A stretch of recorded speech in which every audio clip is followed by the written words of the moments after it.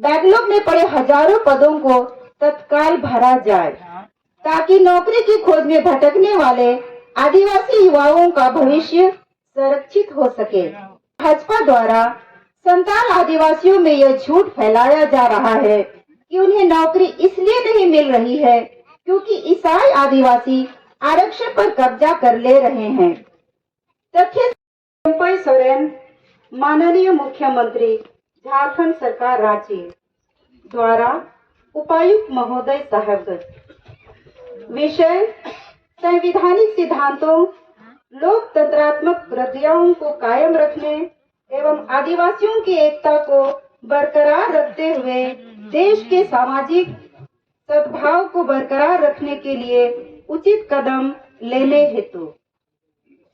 महोदय, हमारे देश की विशेषता अनेकता में एकता ही है। अलग अलग समुदाय, विभिन्न जातियां, अनेक प्रकार के रीति रिवाज, प्राकृतिक एवं जन संसाधनों के अनुरूप विकास करने की प्रक्रियाएं हमारे देश को विकास की राह पर चलाती आई हैं।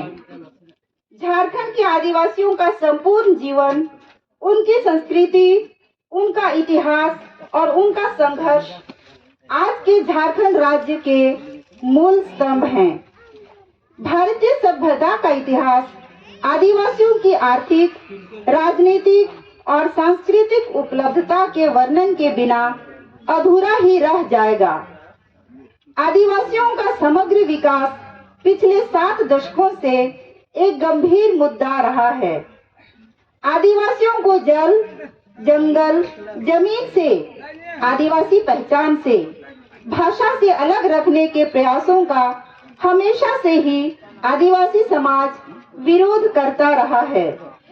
चाहे बिरसा का उलगुलान हो, सिद्धू कान्हू का हूल हो, अलग झारखंड राज्य के लिए संघर्ष हो, ये सभी ऐतिहासिक साक्ष्य बनकर विकास कार्यों के अभिन्न अंग बन चुके हैं।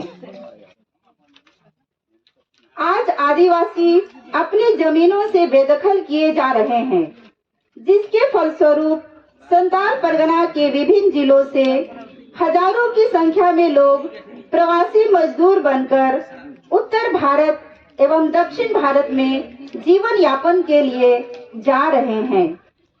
पढ़े लिखे युवा भी गरिमामय नौकरियों से वंचित किए जा रहे हैं। आदिवासी एकता मंच आपका ध्यान इस ओर आकर्षित कराना चाहता है कि पिछले कुछ वर्षों से संघ परिवार के सामाजिक एवं आर्थिक इकाई के द्वारा आदिवासियों के बीच में धार्मिक सांप्रदायिकता को बढ़ावा देने के लिए अलग अलग मुद्दों को सामने लाने की कोशिश की जा रही है। जनजाति सुरक्षा मंच एवं भाजपा अनुसूचित जनजाति मोर्चा के द्वारा आगामी 2024 लोकसभा चुनाव को ध्यान में रखकर एक गैर संवैधानिक और संवैधानिक सिद्धांतों के विरुद्ध दिखने वाली डिलिस्टिंग के मुद्दे को लोगों के बीच उठाया जा रहा है। इसके द्वारा आदिवासियों के बीच धार्मिक उन्माद, नफरत और वैमनस्य को हवा देने की पुरजोर कोशिश की जा रही है। जल, जंगल और जमीन विस्थापन, आदिवासियों की पहचान, बेरोजगारी, एसपीटी एक्ट एवं सीएनटी एक्ट का उल्लंघन आदि मुद्दों से ध्यान भटकाने के लिए धार्मिक मुद्दों को उठाकर उन्हें भ्रमित किया जा रहा है। हमें आशंका है कि आदिवासियों की एकता को तोड़कर संताल परगना में बनने वाले खदानों के लिए जमीन लेने हेतु एक आसान राह ढूंढी जा रही है। रैलियों एवं बैठकों में भड़काऊ भाषण देकर सामाजिक सद्भावना एवं शांति को भंग करने की कोशिश की जा रही है। इन परिस्थितियों को ध्यान में रखते हुए हम आपके समक्ष निम्नलिखित मांगों को रखना चाहते हैं। पहला, संविधान के अनुसार अनुसूचित जनजाति के सूचीकरण का धर्म के साथ कोई लेना देना नहीं है। संविधान की धारा 366 और 342 के माध्यम से किसी भी आदिवासी समूह को अनुसूचित जनजाति माने जाने का प्रावधान है। एवं इन धाराओं में धर्म का कहीं कोई जिक्र नहीं है। इसलिए जनजाति सुरक्षा मंच एवं भाजपा अनुसूचित जनजाति मोर्चा के अधिकारियों को स्पष्ट निर्देश दिया जाए कि डिलिस्टिंग के मुद्दे को ना उठाएं। कहीं भी घृणा एवं भड़काऊ भाषण देकर सद्भावना भंग करने वालों के ऊपर कानूनी कार्रवाई की जाए।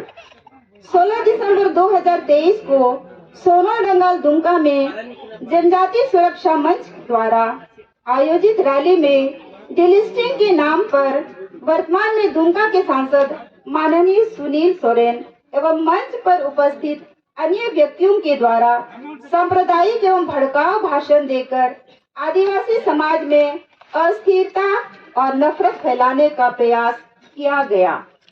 महज चुनावी लाभ के लिए एक धर्म विशेष समुदाय ईसाई के विरोध में आदिवासियों का ध्रुवीकरण या इस्तेमाल किया जा रहा है। इसलिए Ashwini Kumar Upadhyay versus Union of India and ORS मामले में सर्वोच्च न्यायालय के निर्देशानुसार दोषियों के विरुद्ध भारतीय दंड संहिता की धारा 153A, 153B, 295A तथा 505 समेत अन्य संबंधित धाराओं के अंतर्गत बिना शिकायत के सुओ मोटो प्राथमिकी दर्ज कर न्याय संगत कार्रवाई करने की कृपा करें। नंबर 2, आदिवासियों की जमीन, इलाका एवं प्राकृतिक संसाधनों पर असंवैधानिक एवं गैर कानूनी तरीके से बड़े पैमाने पर कब्जा किया जा रहा है, जिससे उनके संसाधन विहीन होने का खतरा बढ़ता जा रहा है। इसलिए भारतीय संविधान की 5वीं अनुसूची, छोटानागपुर काश्तकारी अधिनियम 1908, संताल परगना काश्तकारी अधिनियम 1949, पेशा कानून 1996, वन अधिकार कानून एवं आदिवासी परंपरागत स्वशासन को सख्ती से लागू किया जाए। नंबर 3, भाजपा सरकार के द्वारा 2016 में लैंड बैंक बनाकर गैर मौजूदा बताते हुए आदिवासियों की सामाजिक, सांस्कृतिक एवं धार्मिक स्थलों तथा वन भूमि के रूप में चिन्हित 20 लाख एकड़ जमीन को इसमें डालकर पूंजीपतियों के लिए सुरक्षित दिया गया। इससे आदिवासियों का अस्तित्व खतरे में पड़ गया है। इसलिए लैंड बैंक को तत्काल रद्द किया जाए। नंबर 4, भारतीय संविधान प्रदत्त आरक्षण के तहत केंद्र एवं राज्य सरकारों के अंतर्गत विभिन्न विभागों में बैकलॉग में पड़े हजारों पदों को तत्काल भरा जाए, ताकि नौकरी की खोज में भटकने वाले आदिवासी युवाओं का भविष्य संरक्षित हो सके। नंबर 5, आरक्षण के नाम पर दिग्भ्रमित करने की कोशिश करते हुए जनजाति सुरक्षा मंच एवं भाजपा द्वारा संताल आदिवासियों में यह झूठ फैलाया जा रहा है कि उन्हें नौकरी इसलिए नहीं मिल रही है क्योंकि ईसाई आदिवासी आरक्षण पर कब्जा कर ले रहे हैं।